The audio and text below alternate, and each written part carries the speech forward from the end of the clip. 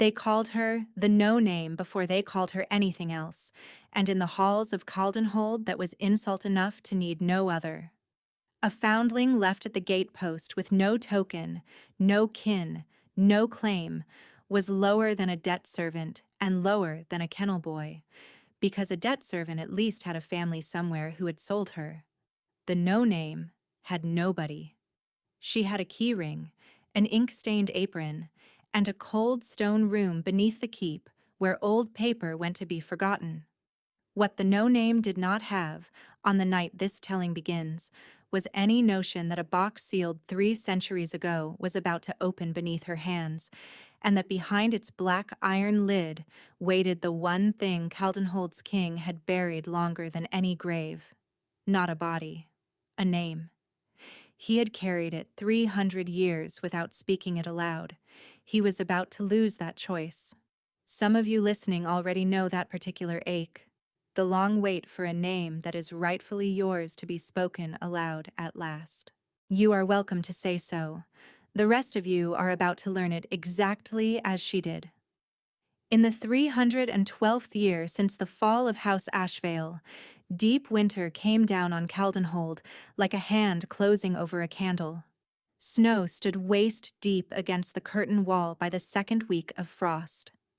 The river that fed the lower town froze hard enough to walk a cart across, and the old wolves who remembered worse winters said nothing, because the old wolves who remembered the worst winter of all did not speak of it at any season. Wren rose before the bells in the cold dark of the underkeep, the way she had risen for 19 years since Mabel the cook had carried a frozen, screaming infant in from the gate-post and refused to let the steward leave her in the snow. She splashed water from a cracked basin onto her face, braided her hair by feel, and went down into the vault before the rest of the keep had finished its first prayers. The vault was her whole world, and she did not resent it the way she was supposed to. 3 floors below the great hall, behind a door, no ordinary servant was trusted to open. The keep stored what it could not bring itself to burn. Old treaties, old debts, the genealogies of houses that no longer existed, and the genealogies of houses too proud to admit how thin their roots had grown. Wren had a gift for the old binding script, the cramped, slanting hand the keep's record-keepers had used 4 centuries back, and that gift was the only reason anyone tolerated her at all. That morning, the masons clearing storm damage from the east wall had broken through into a sealed alcove no map remembered, and what they found inside had been carried down to her table wrapped in sacking, because nobody else in Caldenhold could read what might be written on it, and nobody else wanted to. She unwrapped it at her table by a single candle. A box of black iron, heavier than its size accounted for, its surface scored with a fine, deliberate net of old symbols. Grave iron, the masons had called it, crossing themselves before they left. The metal packlaw used for manacles, for vault seals, for anything that needed to hold a wolf when claws and fangs would not do. Wren had handled grave iron before. It always bit at her fingers with a faint, mean cold, the way it was made to bite at anyone not entirely human. This did not. It warmed. She sat very still with her palm flat against the lid, and for 3 full breaths the room narrowed down to the place where her skin met the old iron, a heat blooming up through her hand like something recognizing itself. The fine, scored symbols along the seam caught a faint, impossible glow, gold under black, there and gone, in time with her own pulse. A bell rang above her, 3 floors up, calling the keep to the hall for the hollow moon audit, and the glow died as if it had never been. Wren told herself it was candlelight. She told herself that twice on the stairs, which was one time more than a thing needed telling if it were true. The hollow moon fell once a year, at the dead center of winter, the one night the old packlaw said the seals between the living and the long-buried thinned enough to be read. Every year the council opened the vault's oldest ledgers before the assembled hall and confirmed that nothing forbidden had stirred. Every year it was a formality, A half hour of old men reading old words to a hall that had stopped listening generations ago. Wren had never been asked to stand at the dais for it. This year, because the box had no entry in any ledger she could find, because something newly unearthed and unrecorded was exactly the kind of irregularity the audit existed to catch, she had been ordered to carry it up and present it before the king himself. She had never stood within 10 feet of King Aldrich in 19 years at Caldenhold. She intended to keep that record exactly as it was. The box in her arms had other ideas, and so it would turn out before the night was through. Did the king? The great hall was already filling when she came up the last stair, torches doubled for the occasion. The long tables pushed back to open a clear stretch of stone floor between the doors and the dais. Wren kept to the wall the way she had been taught. The box wrapped again in sacking and held against her chest like something that might bolt. She had been called many things in that hall over the years. Ledger rat, the unclaimed thing. Once, memorably, a stray that ought to have been drowned with the rest of the litter. She had learned to let the words pass through her the way cold passed through a cloak, too thin for the season, present, unwelcome, survivable. Lady Senna Holt stood near the dais in deep green wool with gold at her throat, exactly where a woman certain of becoming queen liked to stand. She caught sight of Wren crossing the floor and did not bother to lower her voice. "They have sent the no-name to carry the rubbish now," Senna said to the noblewoman beside her, loud enough to carry. "Mind the floor does not need scrubbing after." A ripple of laughter went down the nearest table.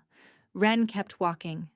She had crossed this floor under worse before, and the box was warm again against her ribs, a small, steady, secret heat that made the laughter easier to walk through than it should have been. Then the air in the hall changed, the way it always changed when the king entered a room, a pressure dropping over the assembly like a held breath, conversation thinning to silence 2 heartbeats before anyone could have heard the doors. King Aldrich came down the side aisle in a black coat with fur at the collar, the iron circlet dark against dark hair, and the whole hall turned toward him the way a field of grain turns toward weather. He did not look as though he had reigned 3 centuries. No one in the hall remembered a time he had looked any different, which was a thing people in Caldenhold had stopped asking questions about a very long time ago. His eyes found Wren before they found the dais, which had never happened before, not once, not in 19 years. She felt it land on her like a hand on the back of her neck. The Master of Records, Gareth Voss, met her at the foot of the dais with his ledger already open, the way he met every irregularity that crossed his threshold, as if it had personally inconvenienced him. He was an old man by any human measure, stooped, white-haired, with a record-keeper's ink-stained fingers and a record-keeper's flat, pale eyes. But he had served 3 council seats and buried 2 wives, and somehow never once looked older than 60. A fact nobody in Caldenhold remarked on any more than they remarked on their king's unchanging face. Long lives ran in old wolf blood. It was not a thing worth a second glance, in a hall full of people who had stopped looking too closely at anything. "Unwrap it," Voss said, not to her, to the air above her head. Wren set the box on the offering table and drew back the sacking. 300 faces turned toward black iron and old script, and for a moment nothing happened at all. Then Voss reached to lift the lid himself, and the symbols along the seam woke under his fingers with a thin, hostile crackle, a spit of gray sparks that made him snatch his hand back with a hiss of pain, a burn already rising red across 2 knuckles. "Sealed against wolf hands," he said, low, and something moved behind his flat eyes that was not surprise so much as recognition, quickly smothered. "Whoever set this seal meant it to stay shut." "Then it stays shut," said a councilman near the front. "Burn the thing and be done." "It is grave iron carved with binding script 3 centuries old, found inside a wall no map remembers," Voss said, recovering his composure with the speed of a man who had recovered composure many times before. It does not get burned on a councilman's impatience. It gets read and recorded, and only then judged. His eyes move to Wren. The vault girl reads the old hand. Let her open it, since her hands at least are not wolf hands to scorch. Wren's pulse climbed as she stepped to the table. She had read older seals than this one 100 times in the cold quiet of the vault, alone, where a mistake cost her nothing but an evening's work. She had never done it with 300 witnesses measuring her competence against her worth. She set both palms flat on the lid the way she had that morning, and the warmth came back instantly, rising through her hands like blood returning to a numbed limb, and the script along the seam lit gold beneath black. Not a hostile crackle this time, but a slow, deliberate brightening, as though the box had been waiting all 300 years for exactly this pair of hands. The lid gave under no more pressure than a held breath releasing. Inside lay a single strip of vellum, yellowed and brittle, and on it, in a hand far older and far more careful than any ledger Wren had ever copied, a single word was written. A name. She did not recognize it. She felt the hall go silent in a way that had nothing to do with formality, and when she lifted her eyes from the vellum she found King Aldrich had come down off the dais without anyone announcing it, without anyone seeing him cross the floor, and was standing close enough that she could feel the cold winter clinging to his coat. He was looking at the name on the vellum, the way a starving man looks at bread he has been told for 3 centuries does not exist. "Where," he said very quietly, "did this come from?" "The east wall, my lord," Wren said. Her voice came out steadier than she felt. "Behind a sealed alcove. The masons broke through this morning." Something crossed his face then, gone almost before it arrived, a flinch so small that only a person standing as close as she stood could have caught it at all. Not fury, not the cold irritation a vault girl's incompetence usually drew from men of rank. Something closer to grief, dressed hastily back up in a king's composure before the hall could see it for what it was. "Burn it," Voss said again, sharper now, stepping forward with his scorched hand cradled against his chest. "Whatever house that name belonged to, it has been erased from every registry in this keep for 300 years for good cause. A girl with no name of her own has no business handling the names of the dead." "She has handled it competently," Aldrich said, "more competently than the hand that touched it before her." It was the smallest of corrections, 3 words measuring 2 reactions against each other. And the hall heard it the way a hall always hears the one sentence that was not meant to carry. Senna's mouth thinned. Voss's pale eyes went flat and careful in a way that had nothing to do with his scorched fingers. "Kate, she tampered with sealed pack property without council leave," Voss said. "The penalty for that is the lash, my lord, foundling or not." "The penalty for that," Aldrich said, "is whatever I name it." He turned from the box to look at Wren properly for the first time, and she felt that look go through her like cold water down the back of a collar, sudden and total and impossible to ignore. "She reads the old hand," he said. "She will catalogue what the wall has uncovered under my own watch, until the matter is understood. Take the box to the vault. The girl goes with it." It was not mercy, and every soul in that hall knew it for what it actually was. A king reaching down past 100 ranked nobles to claim a foundling's labor for himself, in a tone that allowed no second reading. Senna's gaze cut to Wren with something considerably colder than amusement now. Voss said nothing further, which from a man who had an opinion on everything was its own kind of warning. Wren walked out of the hall with the box back in her arms and the king's stare still printed somewhere under her skin, and she told herself, for the 3rd time that night, that it meant nothing at all. The vault had never held a king before. For the first 3 nights it held him often, a tall shape in the doorway with a single candle, watching her sort scorched fragments of older ledgers without offering to help and without once leaving. He said little.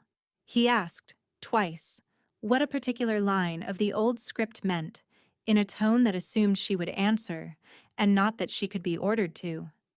Nobody had ever asked Wren anything in a tone that assumed she might simply know. Mabel brought down bread and broth those nights, because Mabel had been finding reasons to walk into rooms Wren occupied for 19 years, and saw no cause to stop now that a king occupied them too. She was broad and gray-haired and had outlived 2 stewards and 3 head cooks through sheer refusal to be intimidated by rank, and she set the tray on Wren's table with the particular bang she reserved for men she had decided to keep an eye on. "Eat," she told Wren, ignoring the king entirely, which was its own kind of insolence nobody else in the keep would have survived. "And you," she added to Aldrich on the 3rd night, "ought to know better than to stand a girl on her feet past midnight without feeding her." Aldrich looked for one unguarded instant almost amused. "Noted," he said. It was Pell who told Wren, on the 4th morning, that the stable hands had started a wager on how long before the king lost patience with the vault girl's slowness. Pell was 10 years old, narrow as a fence post, an orphan of the last fever winter who mucked stalls for his bread and trailed after Wren the way a younger sibling trails after the only adult who has never once raised a hand to him. 3 days, most of them say, Pell reported, perched on her table edge with his boots swinging. Captain Bryn says a fortnight. He's wrong, though. I've seen how the king watches you read. He watches because I am cataloging irregular pack property, Wren said, not looking up from the line of script she was copying. It is his duty to watch. Pell gave her the look of a child who has decided an adult is being deliberately foolish, and said nothing further, which from Pell was its own kind of argument won. That same morning Voss came down to the vault uninvited, his burned hand still wrapped, and found Pell's bread and cheese sitting on a vault ledger that belonged, by his own decree, behind a locked case. "Filth on sealed property," Voss said, and the strap was off his belt before Wren had risen from her stool, his scorched fingers closing hard around Pell's thin wrist. "Vermin in the archive get the same lesson vermin get in the stable." Wren put herself between the strap and the boy without deciding to do it, the way a hand goes up before a thought finishes forming, and took the first blow across her own forearm instead of his back. It struck like a line of cold fire, sharp enough that her vision whitened at the edges, and she did not let go of Pell's collar even as the second blow came down. "He is 10, she said through her teeth. "And you are striking a child over a crust of bread in a room that is, by your own decree, mine to keep." Voss's pale eyes went to the welt rising across her arm, then to her face, with an expression she could not name and did not like, something between calculation and a much older, colder kind of recognition. He lowered the strap before the 3rd blow fell, not from mercy. She understood even then, but because something in her steadiness in that moment had given him pause. "Get the boy out of my archive," he said, and left without another word. It was that evening, with her arm bound in cold linen and aching, that the king's hand found hers for the first time, not by intention, both of them reaching for the same scorched ledger fragment in the candlelight, fingers meeting over old paper. The shock of it ran up her arm faster than the strap had, a warmth that had nothing to do with the welt beneath her bandage, and for 3 full heartbeats neither of them moved to let go. She felt her own breath catch somewhere behind her ribs. Across the table she heard his breath do the same. He withdrew first, deliberately, the way a man withdraws from a fire he has decided, against every instinct, not to put his hand into twice. "You should not have taken the blow meant for the boy," he said, low, his voice rougher than it had been a moment before. "I have buried enough people who stood where they should not have stood." "He is 10, Wren said again, simply, because it was the only answer she had, and because it happened to be true. Something in Aldrich's expression cracked then, the way ice cracks under weight it was never built to hold, there and controlled again before she could read what lay beneath it. Yes, he said. He is. He did not explain himself further. He left soon after, the candle guttering in the draught of the closing door, and Wren sat alone in the vault with her bandaged arm and the strange, persistent warmth still living in her palm, and did not sleep for a long while after, turning the moment over the way a tongue returns to a sore tooth, unable to leave it be. Mabel found her at the gate post 2 mornings later, before the bells, when Wren had gone up into the gray pre-dawn cold for no reason she could have named aloud except that something had pulled her there. "You always did come stand here when something was eating at you," Mabel said, settling her broad frame against the stone beside her. "Even as a small thing. I'd find you out here in the snow with no shoes on, staring at this post like it owed you an answer. Did it ever give one?" Mabel was quiet a moment, the kind of quiet that meant a decision being made. "I kept something," she said finally, "from the morning I found you. Never showed it to a soul, because a steward who'd sell information for a copper would have had you thrown out the gate a second time if he'd known there was anything to find. I've half a mind it's past time you saw it." She drew from beneath her apron a scrap of pale cloth no larger than a hand, worked at one corner with a small embroidered crest, faded near to nothing. A crescent shape, threaded through with what might once have been a vine of silver stitching. Wren's fingers found it before her mind caught up to wanting it, and the warmth that had lived in her palm since the box first opened answered it instantly. A quiet, certain heat.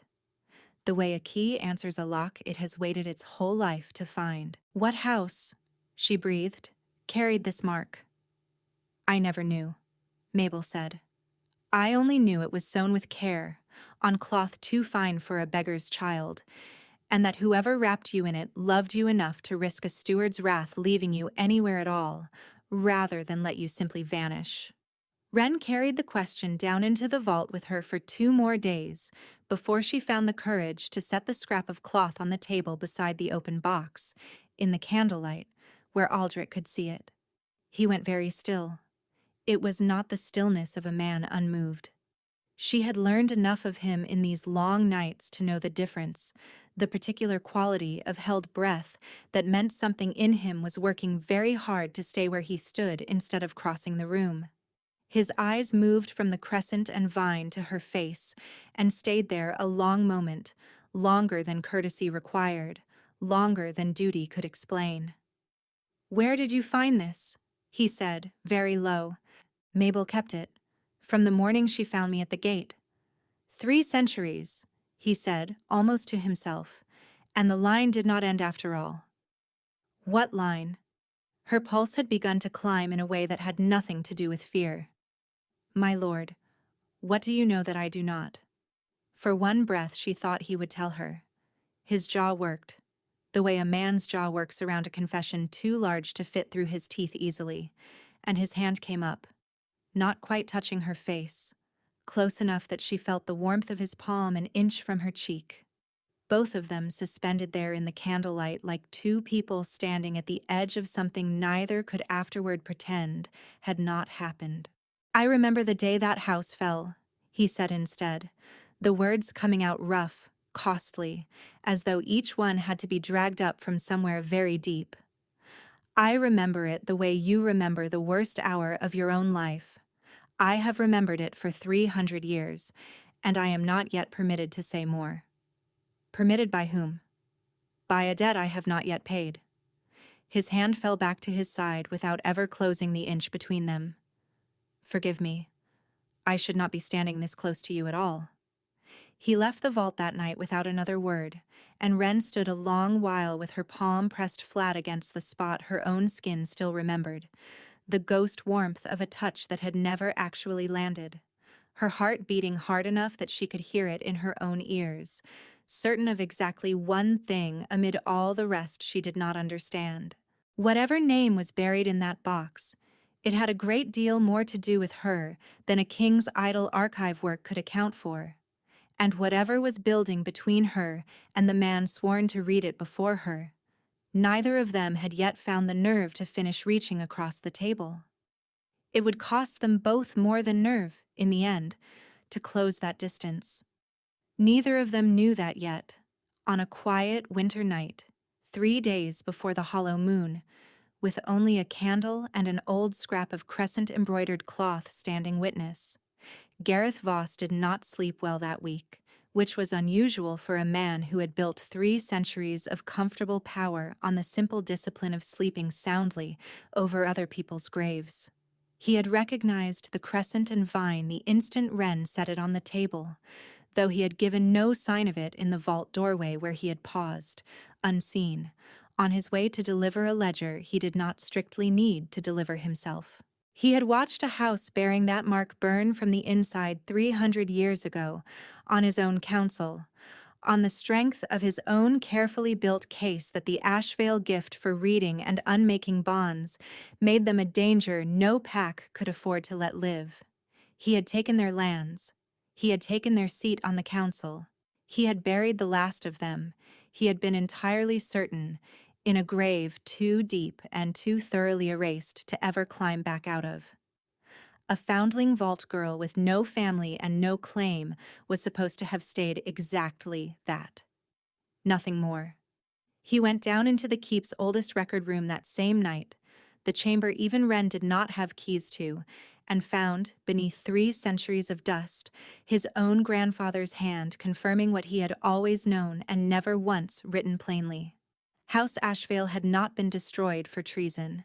It had been destroyed because its gift, properly trained, could have unmade the very bond that kept an unnaturally long-lived king bound to his throne, and his crown bound to Voss's own family's quiet, permanent control of the council seat beside it.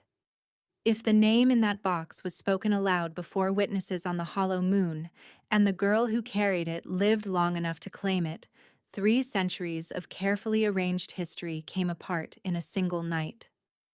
Voss closed the old ledger very gently, the way a man closes a door on a room he intends to make sure no one else ever opens again, and began, that same night, the quiet work of building a different kind of case. 2 evenings later, at the feast that traditionally opened Hollow Moon Week, Senna found her opening in front of half the hall. "I hear the No-Name has taken to handling forbidden grave iron with her bare hands," Senna said, loud enough to carry over the music, her gaze sliding to where Wren stood near the wall in her plain gray wool among silk and embroidery. "One wonders what else she has been handling, alone with the king past midnight, that a girl of her station ought not to touch." The laughter that followed was uglier than the laughter at the audit had been, edged with something the first round had lacked, and Wren felt her face go hot despite every effort to hold it still. If you have ever sat through a room deciding out loud exactly how little you are worth, you already know there is no graceful way to simply stand there and take it, and you are welcome to say so when this is over. Wren did, because the alternative was giving Senna the satisfaction of a reaction, and she would tell you, if you asked her years later, that it was very nearly the hardest thing she did that whole long winter. She did not see Aldrich cross the hall until he was already beside her, close enough that the conversation around them died in a widening ring. "Lady Holt," he said, and his voice carried the particular flatness of a man choosing every word with great deliberation, "will recall that the vault is my command, not hers to comment upon, and that the girl in question is performing it competently while I have, in 3 centuries, met perhaps 3 souls who could read the old hand at all." Senna's smile thinned to something brittle. "Of course, my lord. I meant no insult to your judgment." "You meant a good deal of insult to her," Aldrich said, "which I notice you delivered with my judgment as the convenient target, since you have not yet found the courage to aim it at me directly." He did not wait for her answer. He turned, deliberately, and offered Wren his arm across the open floor in front of the entire hall, an act so far beyond ordinary kindness that the music itself seemed to falter for half a measure before the musicians remembered their instruments. Wren did not take it. Not because she did not want to, she would admit to herself later, lying awake with her heart still unsteady, but because she understood with sudden, cold clarity that every eye fixed on that offered arm was an eye Voss would use against her the moment he found his opening, and she had begun, without quite meaning to fear exactly what shape that opening might take. "Another night, my lord," she said quietly, and walked from the hall alone, her spine straight, her chin level, leaving behind her a silence considerably more dangerous than the laughter it had replaced. The accusation came the night before the hollow moon, and it came dressed in evidence Wren had never seen before in her life. Voss called the council to emergency session at dusk. His bandaged hand lay deliberately atop a stack of papers on the long table, and produced, with the grave satisfaction of a man who has built a case brick by careful brick, a letter in a hand disturbingly close to Wren's own, addressed to a rival Pax agent, offering to sell the contents of Caldenhold's sealed vault for a sum large enough to buy a foundling a name of her own choosing. "I found this hidden among her ledgers myself," Voss told the assembled council. "While reviewing the irregular materials his lordship ordered catalogued, I would have brought it forward sooner, were the matter not so grave that I required certainty before I spoke." Wren stood at the center of the hall with her wrists already bound in cold iron chain, the same dull gray metal that had burned Voss's own fingers on the box, and understood, with the particular clarity terror sometimes grants, exactly how thoroughly she had been outmaneuvered. She had never written that letter. She had never needed to sell anything in her life, having nothing anyone wanted to buy until 3 nights ago, which was precisely the detail that made the forgery so difficult to argue against in a hall already primed to believe the worst of her. Near the back of the hall, where the household staff were permitted to stand and watch their betters decide a life, Pell tried twice to push forward and was hauled back both times by a guard's hand on his collar, his thin face white with a fear no 10-year-old should have had cause to learn that winter. The no-name was always going to reach for more than her station, Senna said from her place near the dais, soft enough to seem almost regretful, sharp enough to carry to every ear in the hall. Some of us simply hoped she would not be so foolish as to reach for it through treason. It was the 3rd time, and the last. Wren felt the word land the way a blow lands on a bruise already old enough to expect it, and found, beneath the fear, something steadier rising to meet it, the same stubborn refusal that had put her body between a strap and a 10-year-old boy a week before.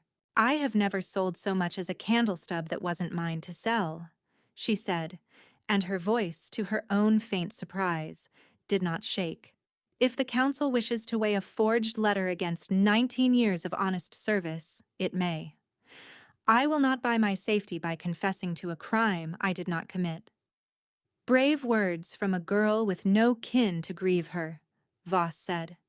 "The penalty for selling pack secrets to a foreign agent is death by sealing, the same penalty this council leveled against the last house that threatened the integrity of this keep's secrets 300 years past. Fitting, given where the trail of this treason began." Wren's eyes went to Aldrich before she could stop them, and found him already on his feet, his face gone the color of old ash, his hand closing on the hilt at his belt, and found, too, Captain Bryn and 2 more of the king's own guard stepping in close around him, not to defend him.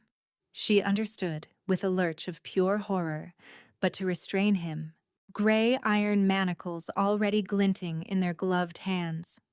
"By the keep's own oldest law," Voss said, raising his voice over the king's furious, wordless protest, "a sitting king may not overturn a council verdict on a charge of treason against the vault he himself is sworn to protect, lest the law become whatever a besotted ruler decides it should be on a given night. Bind him, if his temper requires it. The hollow moon falls at midnight. The sentence will be carried out at moonrise, in the old vault. Exactly as it was carried out the last time this council faced a name it could not afford to let live. They sealed gray iron around Aldrich's wrists, while he fought them with a strength that buckled one guard's knee and still was not enough. 3 centuries of restrained fury finally given an outlet too late to matter, his voice tearing itself raw, shouting her name across a hall, too frightened of Voss's old law to listen. Ren watched them drag him back, watched the iron leach the color from his face, the way it had once leached warmth from her own arm, and understood, in the last clear moment before they marched her down toward the vault, that whatever bond had been building between them in 3 weeks of candlelight, it was about to be tested by something considerably crueler than either of them had bargained for. They walled her into the old vault an hour before midnight, behind the same black iron gate that had sealed the box for 300 years, with nothing for company but a single candle, the open box itself, and the vellum strip bearing a name she had still never spoken aloud. 300 years that name had lain buried behind stone no one thought to question. Less than 300 souls stood in the hall above her now, and every single one of them believed, because Voss had told them to, that she would not live to see the moon clear the eastern tower. The candle guttered low within the hour, and the cold that came off grave iron walled on every side began to work into her the way it had worked into Voss's burned fingers, a slow, mean ache spreading up from where the manacles still circled her wrists, sapping warmth, sapping strength, sapping. She understood with rising dread, whatever it was in her blood that had made the box answer her hands in the first place. She would not last until moonrise pleading with stone that could not hear her. She turned, instead, to the box. The vellum still lay open on its iron lid, the single buried name catching what little candlelight remained, and Ren understood, with the cold clarity of a woman who has run out of safer choices, exactly what kind of blood it would take to finish what 300 years of silence had started. The old script along the seam had answered her palm with warmth, not with words. Blood, the oldest binding law had always claimed, read louder than skin alone. She pressed her thumb to the grave iron edge of the box until it broke the skin, and set the welling drop against the vellum, against the carved name, and spoke it aloud into the dark for the first time in 300 years. Her own name. The vault answered her the way the box had answered her that very first morning, except 1,000 times over, gold light tearing up through every old symbol scored into the walls at once, the iron gate ringing like a struck bell, and somewhere far above her, through 3 floors of stone, she heard a sound like a chain finally giving way under a weight it had been straining against for 300 years. Aldrich felt the bond inside his own chest snap fully open in the same instant. A tether he had carried bound and half-starved since the night House Ashvale burned, finally answered after 3 centuries of silence, and the gray iron at his wrists could not hold a king whose blood had just remembered exactly what it had been waiting for. He broke the manacles with his bare hands, guards scattering before him, and went down through the keep toward the vault at a speed no one in that hall had ever seen him move, not in 300 years of watching him hold himself with perfect, terrible restraint. The iron gate did not slow him either. It tore from its hinges with a shriek of old metal that the whole hall above heard and came running toward, and he was through it before the dust had finished settling, finding her on her knees on the cold floor, pale and shaking, her thumb still bleeding onto a vellum strip that had finally, after 300 years, stopped glowing because it no longer had anything left to hide. For one full breath, neither of them moved at all. Then he was on his knees in front of her, gathering her bound hands into his own, the iron at her wrists falling away under his touch as though it had simply lost interest in holding, and the look on his face was not the look of a king. It was the look of a man who has spent 3 centuries rehearsing a single sentence and has finally been given somewhere to put it. Ren Ashvale, he said, and his voice broke clean across the name the way ice breaks across a thaw. I buried your name for 300 years to keep you safe from what buried your house. I will not bury you too. The assembly arrived in time to see him say it. Voss at the front of them, his bandaged hand still raised in some final protest that died unspoken on his tongue, because the old script still burning faintly across the vault walls had begun, in that moment, to spell out something else entirely, a name and a date, and a confession. 3 centuries old, his own grandfather's hand turned traitor to him at last by the very seal he had once helped to forge. 19 years she had gone by no name at all, scrubbing floors in a keep that called her vermin to her face. 40 members of a council that had never once looked at her twice went, one after another, down onto the cold stone of that vault floor, beginning with the ones nearest the broken gate and ending, last and slowest, with Gareth Voss, whose knees buckled not from reverence but from the weight of a captain's hand closing hard on his shoulder, his own scorched fingers finally, fully exposed before the hall he had ruled in secret for 3 centuries. He did not run far. The vault gate he had once used to seal away a name he feared stood open behind him, and it was through that same gate, dragged by guards who had served him without question, until the moment the walls themselves named him a liar, that Gareth Voss went, sealed behind black iron now keyed to a blood he had spent 300 years trying to erase, the same iron that had bitten his hand the very first night, closing at last around the only thing it had ever truly been built to hold. No one in that hall moved or spoke for a long while after. The dust settled. The old gold light along the walls dimmed slowly back to ordinary stone. Aldrich knelt there still, Wren's hands held fast in his own, and for the length of perhaps 100 heartbeats, the only sound in all of Caldenhold was the small, steady fact of 2 people breathing in the same cold air. Finally, after 300 years, on the same side of a door that no longer needed to stay shut. It took 3 days for Caldenhold to finish settling into its new shape. The way a house settles after a storm has torn loose whatever was never properly anchored to begin with. Lady Senna Holt left for her family's eastern holding before the week was out. Her ambitions toward the throne quietly, permanently retired, along with her father's seat on a council now missing both his vote and Voss's. Pell was given a place in the household proper, fed at the hearth table he had once only smelled from the doorway, and informed Wren with great seriousness that he intended to learn the old script himself, since vault girls apparently grew up to marry kings and a boy ought to plan ahead. Mabel kept her place at the kitchen hearth and refused, with the particular stubbornness Wren had loved her for 19 years, to be moved to finer quarters, on the grounds that someone sensible needed to keep an eye on a king who had clearly never once in 3 centuries learned to feed a girl on time. Aldrich told her the rest of it on the second night, once the manacle marks had faded from both their wrists.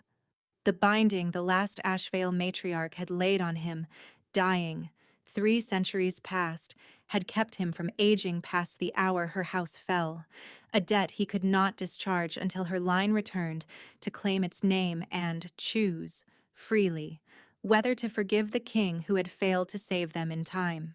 He had buried the name, rather than risk a false claimant breaking the binding wrongly and ending him outright. The curse had lifted the moment Wren spoke her own name over her own blood, and he told her, plainly, that he had felt his own mortality settle back over him like a coat finally fitting after 300 years worn too large, and that he would not have traded the feeling of it for another single year of the false, frozen youth that had cost him so much already. "I am not sorry to be an ordinary man again," he said. "I have had 3 centuries to grow tired of being anything else."